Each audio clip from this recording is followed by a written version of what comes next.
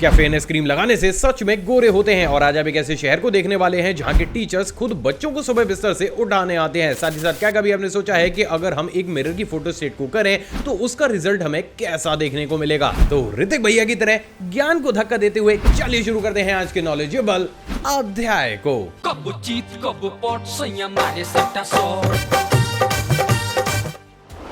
Guys, क्या आपको पता है कि जहां एक तरफ सभी देशों की गवर्नमेंट अपने देश में चोरी की वारदातों को कंट्रोल करने का हर संभव प्रयास करती है, तो वहीं क्या आपको पता है कि नॉर्वे की गवर्नमेंट तो खुद अपने देश में चोरी को ही प्रमोट कर रही है। कैसे? चलिए बताता हूं। असल में गाइस, इस देश के एक लॉ के अनुसार इस देश का कोई भी व्यक्ति अपनी कमाई को छुपा नहीं सकता, क्योंकि यहाँ का टैक्स डिपार्टमेंट इस देश में मौजूद हर एक शख्स की कमाई और उसके टैक्स का पूरा लेखा जोखा वहां की ऑफिशियल वेबसाइट पर फ्री ऑफ कॉस्ट डाल देता है, जिसके चलते हुए पड़ोसियों को तो छोड़ो भैया, वहां के चोरों तक को यह पता चल जाता है कि हकीकत में कौन सा इंसान कितने पैसे कमा रहा है और उसके घर में उतनी ही ज्यादा बार चोरी होती है। और ऐसे एक दो बार से नहीं बल्कि पिछले काफी लंबे समय से चलता हुआ आ रहा है, लेकिन वहां की गवर्नमेंट फिर भी इस पॉलिसी को चेंज करती ही नहीं। मतलब वहां के चोर ज्यादा स्मार्ट है या फिर गवर्नमेंट फुद्दू? भैया मुझे तो समझ नहीं आ रहा। आपको जो समझ में आता है कमेंट सेक्शन में कमेंट करके बताइएगा जरूर।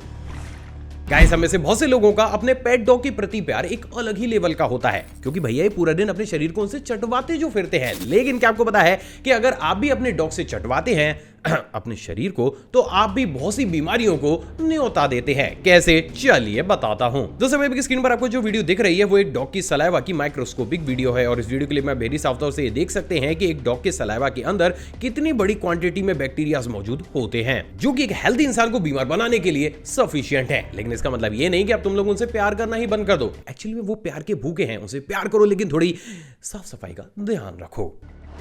क्या आपको पता है कि हमारे देश भारत के पास एक ऐसा नेचुरली सीक्रेट वेपन भी मौजूद है, जिसका इस्तेमाल अगर हमने कर दिया तो हम बिना कुछ करे ही किसी भी कंट्री की बैंड बजा सकते हैं, और वो वेपन है टॉरबाइट पत्थर, जो कि साउथ इंडिया के बहुत से आइलैंड के ऊपर पाए जाते हैं। अब अमेजिंग बात यह है दोस्तों कि इन स्टोन्स के अंदर ग्रीन कॉपर, फास्फोरस और यूरेनियम की क्वांटिटी बहुत ज्यादा होती है, जिसकी वजह से ये रेडियो एक्टिव सब्सटेंस में कन्वर्ट हो जाते हैं, और अगर बाई चांस कोई भी इंसान इनके कांटेक्ट में सिर्फ कुछ ही घंटों के लिए आता है तो वो चुटकी बजाकर ही लंग कैंसर का शिकार हो जाता है, और देखते देखते उसका पता इस दुनिया से कट जाता है। लेकिन बावजूद इसके भी अपनी महानता के चलते हमारा देश कभी भी इनका गलत इस्तेमाल नहीं करता, और यही दिखाता है कि पापा का दिल कितना ज्यादा बड़ा है। तो गाइस, अगर आप भी एग्री हैं तो इस वीडियो पर एक लाइक जरूर ठोक दें। गाइस, बहुत सी जगह शादियों में कुछ ऐसी रस्मों को निभाया जाता है जिसे देखने के बाद ये लगता है कि हमने शादी करी ही क्यों, इससे बढ़िया तो हम कुंवारे ही मर जाते। लेकिन चलो, ये सारी चीजें तो फिर भी झेल लें, लेकिन रस्मों के नाम पर अपने पेरेंट्स को गधा कौन बनाता है ये बता दो। असल में गाइस, चाइना के हेनन प्रांत की एक प्रथा के अनुसार दूल्हे के पेरेंट्स को डोंकी की ड्रेसअप में तैयार करके उन बेचारों को रस्सी से बांधकर उनसे कुछ इस तरीके से दूल्हे की गाड़ी को खिंचवाया जाता है, क्योंकि इन लोगों का ये मानना है कि ऐसा करने से होने वाली वो शादी काफी ज्यादा खुशहाल बन जाती है। अब गाइस, दिल से ये बताना कि क्या तुम लोगों को भी ऐसा लगता है कि इनका दिमागी लेंटर थोड़ा सा टप टप करके चुचाता है, या सिर्फ ये मुझे ही लग रहा है? गाइस, हम और आप हर दिन सिर्फ इसी उम्मीद में बैठे रहते हैं कि कभी ना कभी तो हमारे साइंटिस्ट टाइम मशीन को बनाएंगे, जिसमें बैठकर मस्त गेड़ियां मारते हुए हम पास्ट और फ्यूचर में जा सकेंगे। शायद, क्योंकि भैया हमारी जनरेशन नन्ना मुन्ना राई से लेकर पतली कमरिया हाय हाय तक आ गई, लेकिन इन पर टाइम मशीन बन के ना दी। लेकिन क्या आपको पता है कि इस दुनिया में हकीकत में एक ऐसा शख्स भी मौजूद था जिसने ओरिजिनल टाइम मशीन को बना डाला था? असल में गाइस, ये थे माइक मार्कम, जिन्होंने कि साल 1995 में जैकब लैडर मशीन का इस्तेमाल करते हुए एक हकीकत की टाइम मशीन को बनाया था, और साल 1997 में ये खुद अपने साथ अपने फोन को लेकर इस टाइम मशीन में बैठे भी थे, जिसके बाद इस मशीन ने उन्हें हैरतअंगेज ढंग से गायब कर दिया। लेकिन कहानी में सबसे बड़ा ट्विस्ट तब आया दोस्तों जब ये चीज बहुत बड़े स्केल पर वायरल हुई, जिसके चलते हुए कुछ इन्वेस्टिगेटर्स सामने आए और उन्होंने ये कहा कि उन्होंने माइक की बॉडी और उनके फोन को साल 1930 में एक खाली पड़े मैदान में पाया था, जिससे अभी तक यही माना जाता है कि शायद माइक की इस टाइम मशीन ने उन्हें साल 1997 से पीछे ले जाकर साल 1930 में कहीं क्रैश करा दिया था। कॉम्प्लिकेटेड लेकिन सच। गाइस, क्या आपको पता है कि पिछले काफी लंबे समय से यूके की बहुत सी सिटीज में स्टूडेंट्स की अटेंडेंस काफी ज्यादा गिरती हुई चली जा रही है, जिसको वापस ट्रैक पर लाने के लिए यहाँ की गवर्नमेंट ने एक ऐसे नियम को पारित किया है जिससे सुनने के बाद आपका भी हाल वही होगा जो कि ऑडियंस का लव आजकल 2 में सारा अली खान की एक्टिंग का देखकर हुआ था। इन शॉर्ट, दहशत में जाने वाले हो तुम लोग। तुम मुझे तंग करने लगे। असल में गाइस इन सिटीज के एक नए लॉ के अनुसार यहाँ पर मौजूद हर एक स्कूल के टीचर्स और स्टाफ को हर एक बच्चे के घर पर जाकर सुबह उन्हें बिस्तर से उठाकर तैयार करा के स्कूल लाना पड़ता है। अब अमेजिंग बात यह है दोस्तों कि भले ही नियम आपको सुनने में काफी ज्यादा अजीब लग रहा हो, लेकिन पिछले 6 महीने से सिर्फ इसी नियम के चलते हुए इन सिटीज में बच्चों की अटेंडेंस काफी ज्यादा बढ़ चुकी है, जो चीज वास्तव में हैरत अंगेज जरूर है। काश ये चीज हमारे समय पर भी होती, मजा आ जाता। गाइस क्या आपको पता है कि पाकिस्तान में मौजूद कला समुदाय के लोगों की सोच बहुत ब्रॉड माइंडेड है। वैसे सच कहूं तो बहुत शब्द भी छोटा है, क्योंकि भैया इनकी सोच इतनी ब्रॉड माइंडेड है कि उसे सुनकर हमें लगता है कि भैया हम कितने गिरे हुए इंसान हैं। असल में गाइस इस समुदाय के लोग हर साल दिसंबर के महीने में चाउ मास फेस्टिवल को मनाते हैं, जिसमें इस समुदाय की कोई भी लड़की किसी भी लड़के को पसंद करके उसके साथ रह सकती है। लेकिन बस ट्विस्ट इतना सा होता है कि वो ऑलरेडी किसी और की बीवी होती है। असल में गाइस इस परंपरा के अनुसार कोई भी मैरिड लड़की हर साल अपने लिए एक नई पति को ढूंढ सकती है और पुराने पति का tata bye bye goodbye वाला हिसाब किताब होता है। अब अमेजिंग बात यह है दोस्तों कि अगर कुछ दिन नए पति के साथ रहने के बाद उसे ऐसा लगता है कि वो दोनों एक दूसरे के लिए सही नहीं है, तो वो वापस यू टर्न मारकर अपने पुराने पति के पास आ जाती है। और इसलिए इस त्योहार को कुछ ज्यादा ही अमेजिंग और एक्स्ट्रा ऑर्डिनरी भी माना जाता है। गाइस क्या आपको पता है कि स्पेस में जितनी भी सैटेलाइट्स को लॉन्च किया जाता है उनकी भी एक वर्किंग एक्सपायरी डेट होती है, जिसके बाद वो स्पेस में काम करना बंद कर देती हैं। अब अगर उस कंडीशन में खराब हुई सैटेलाइट्स को वापस अर्थ पर ना लाया जाए तो यहाँ पर ये पॉसिबिलिटी जनरेट होती है कि वो स्पेस में मौजूद किसी दूसरी सैटेलाइट्स या फिर रॉकेट से टकरा जाएं, और इसलिए एक सर्टेन टाइम पीरियड के बाद उन्हें वापस अर्थ पर लाया जाता है। लेकिन अब ऐसा भी नहीं है कि उसे ऐसी छज्जन हलवाई की छत पर उतार दिया जाए। वैसे 3 बज रहे हैं, वो समोसे तल रहा होगा। खैर तो गाइस इस कंडीशन में होता कुछ ऐसा है कि उन सभी सैटेलाइट्स को अर्थ पर एक निर्धारित जगह पर ही डंप करा दिया जाता है। और इंफॉर्मेशन इतनी ज्यादा रेयर है कि अक्सर बहुत से एग्जाम्स में इस क्वेश्चन को पूछा जाता है। तो भाई लोगों ये देखो, ये है पैसिफिक ओशियन में मौजूद पॉइंट नेमो, जिसे सैटेलाइट का ऑफिशियली कूड़ाघर माना जाता है। वैसे तो हम महान लोगों ने पूरी अर्थ को ही कूड़ाघर बना रखा है, लेकिन हाँ एग्जाम में आए तो ऑफिशियली इसी का ही नाम लेना, जहां अभी तक लगभग 1000 से भी ज्यादा सैटेलाइट्स को डंप कराया जा चुका है। वाव!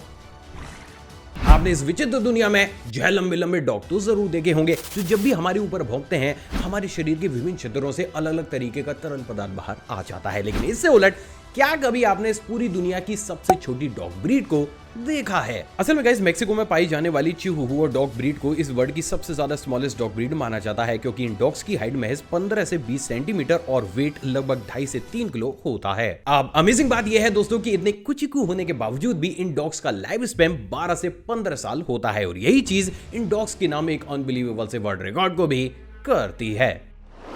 गाइस जहां एक तरफ लॉकअप के नाम से ही अच्छे खासे लोगों की रूह तक फड़फड़ा जाती है, तो वहीं क्या आपको पता है कि मुजफ्फरनगर के लोग तो लॉकअप में जाने के लिए ही भैया तरस रहे हैं। असल में गाइस अभी हाल ही में मुजफ्फरनगर में MBA कर चुकी बिल्लू ने नौकरी ना लगने से परेशान होने के कारण लॉकअप चाय वाला नाम का एक बेहद ही यूनिक स्टार्टअप को खोला है, जिसको कुछ इस तरीके से हूबहू लॉकअप का ही लुक दिया गया है। अमेजिंग बात यह है दोस्तों कि अगर आपको भी इस शॉप के अंदर चाय को पीना है तो आपको भी अपने हाथों पर हथकड़ी लगाकर एक कैदी की तरह चाय को पीना पड़ेगा। मतलब भैया सही धंधा चल रहा है, MBA चाय वाला, लॉकअप चाय वाला। मैं भी सोच रहा हूं आगरा में खोल लूं संडास चाय वाला, जहां अगर आपने संडास में नहीं करी हाय तो नहीं मिलेगी आपको मसाला चाय।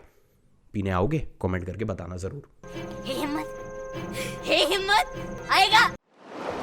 गाइस ये तो हम सभी जानते हैं कि एवोल्यूशन के चलते हुए जो स्ट्रक्चर अभी हम इंसानों का है, फ्यूचर में वो वैसा नहीं रहेगा। वो फॉर श्योर अपने स्ट्रक्चर को चेंज करेगा, या यूं कहूं कि उसने ऐसा करना शुरू भी कर दिया है। असल में गाइस बहुत ही कम लोगों को ये मालूम होगा, लेकिन जिम्बाब्वे में मौजूद वडोमा जनजाति इस पूरी दुनिया की सबसे पहली ऐसी जनजाति है जिसमें हेरिडेटरी डेफिसिट होना शुरू हो गया है, जिसके चलते हुए इस जनजाति के अब ऑलमोस्ट सभी लोगों के पैरों में सिर्फ कुछ इस तरीके से 2 ही उंगलियां ग्रो होती हैं, जिसे मेडिकल लैंग्वेज में ऑस्ट्रिच क्लॉस के नाम से जाना जाता है। हैरानी की बात यह है दोस्तों कि लोगों का कुछ ऐसा कहना है कि ये चीज बहुत छोटे स्केल में बहुत लंबे सालों से इनके साथ होती हुई चली आ रही है, लेकिन प्रेजेंट डेट में आगे बढ़ते बढ़ते अब हर नया बच्चा इस जनजाति में कुछ इसी तरीके के पैरों के साथ पैदा हो रहा है, और वास्तव में ये चीज दिमाग हिला देने वाली जरूर है।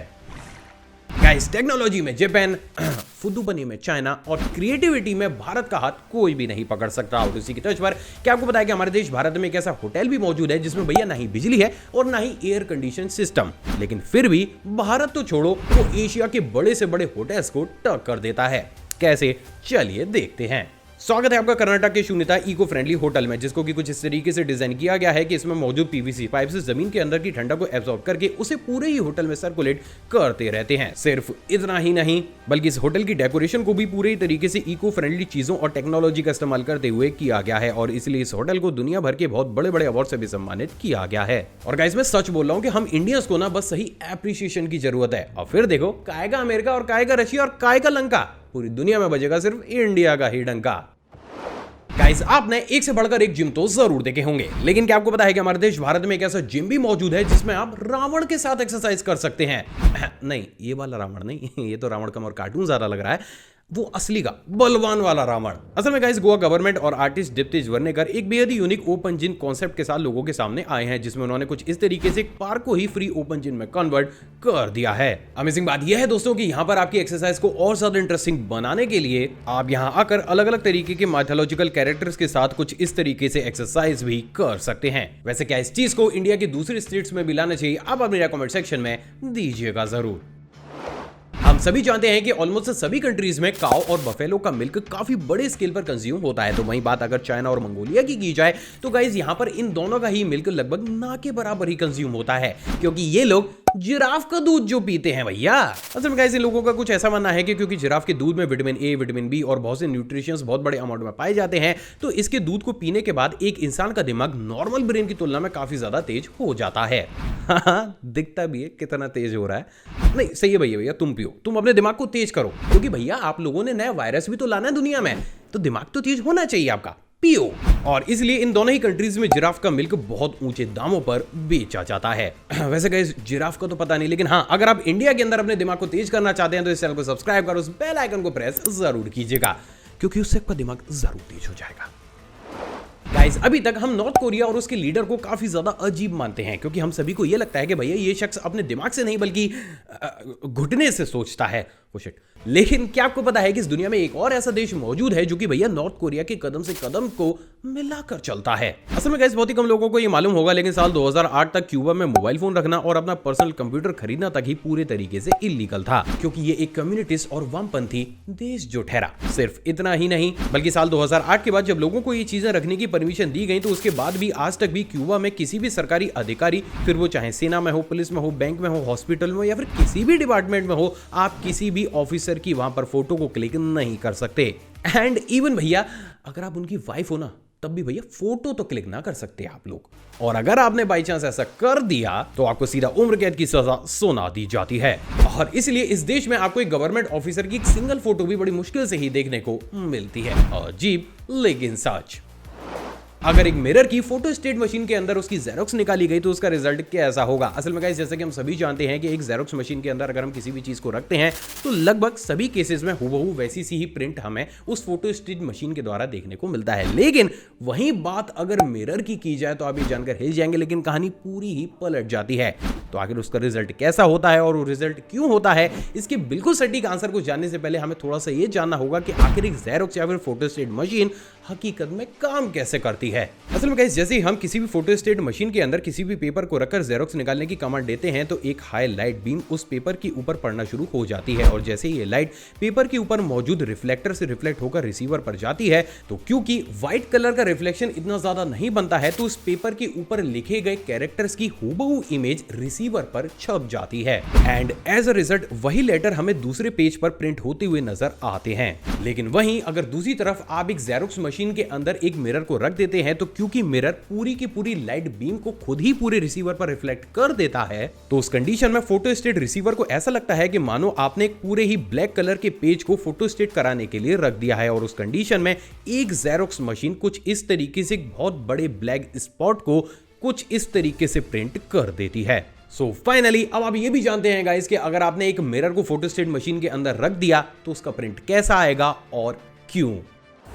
क्या फेयरनेस क्रीम लगाने से सच में एक इंसान गोरा हो जाता है? असल में गाइस, हम इंडियंस में से बहुत से ऐसे लोग मौजूद हैं जिनकी जिंदगी का एक ही मकसद है, गोरा होना। और भैया ऐसा मैं नहीं बल्कि खुद इस इंडस्ट्री के आंकड़े बोलते हैं, क्योंकि एक रिपोर्ट के अनुसार हर साल 10 में से 7 इंसान अपनी स्किन को गोरा करने के लिए किसी न किसी फेयरनेस क्रीम या फिर प्रोडक्ट का इस्तेमाल करते हैं। और इसलिए प्रेजेंट डेट में सिर्फ इंडिया के अंदर ही ये सेक्टर 200 करोड़ रुपए का हो चुका है, जो कि साल 2023 तक 500 करोड़ रुपए तक पहुंच जाएगा। लेकिन इन्हीं सब के बीच ये सवाल तो फिर भी खड़ा होता है कि क्या वास्तव में कोई भी प्रोडक्ट आपको गोरा कर सकता है या फिर नहीं। चलिए इसे भी डिकोड करने की थोड़ी सी कोशिश करते हैं। असल में गाइस, आपको टीवी या फिर मार्केट में जितने भी फेयरनेस क्रीम के प्रोडक्ट्स के एडवर्टाइजमेंट देखने को मिलते हैं, उनके नीचे एक छोटे से स्टार को लगा दिया जाता है और इसी स्टार के बाद प्यारे प्यारे नन्हे नन्हे शब्दों में ये लिखा जाता है कि भैया इस बात की कोई गारंटी नहीं है कि ये प्रोडक्ट आपको गोरा कर भी पाएगा या फिर नहीं। अब भैया ऐसा क्यों लिखना पड़ता है, जरा इसे समझिए। असल में guys, according to WHO, Asia के अंदर बिकने वाली सभी ऑलमोस्ट फेमस ब्यूटी प्रोडक्ट्स में सोय, लिक्यूराइज, आर्बिटिन के साथ साथ हाइड्रोक्यूनिन भी पाया जाता है, जो सबसे पहले तो आपकी स्किन की सबसे ऊपरी लेयर को हटाने का काम करता है, जिसके ऊपर बहुत बड़ी क्वांटिटी में डेड सेल्स मौजूद होते हैं। लेकिन जैसे ये लेयर हटती है, सन की डायरेक्ट यूवी रेज आपकी स्किन की उस लेयर तक पहुंचने लगती है जिस तक उसे बिल्कुल भी नहीं पहुंचना चाहिए था, and as a result skin allergy होने के चांसेस काफी ज्यादा बढ़ जाते हैं। लेकिन भैया कहानी यही नहीं थमती, क्योंकि इन सभी के साथ इन प्रोडक्ट्स में मरकरी को भी मिलाया जाता है, जो कि हमारी स्किन के ऊपर मौजूद ब्लैक पिगमेंट्स को कम करने का काम करता है, जिसे ऑलमोस्ट सभी बड़ी बड़ी कंट्रीज ने बैन तक कर रखा है, क्योंकि ये स्किन कैंसर को प्रमोट करता है। लेकिन भैया फिर भी एशियन मार्केट में किसी भी प्रोडक्ट के अंदर इन सारी चीजों को डालकर फिर भी धड़ल्ले से उसे बेचा जाता है। अब गाइस, होता कुछ ऐसा है कि जैसे ही क्रीम आपकी स्किन के ब्लैक पिगमेंट्स की प्रोडक्शन में गड़बड़ी पैदा करना शुरू करती है, तो कहीं ना कहीं ये आपकी बॉडी के केमिकल रिएक्शंस को बिगाड़ने लगती है, जिसकी वजह से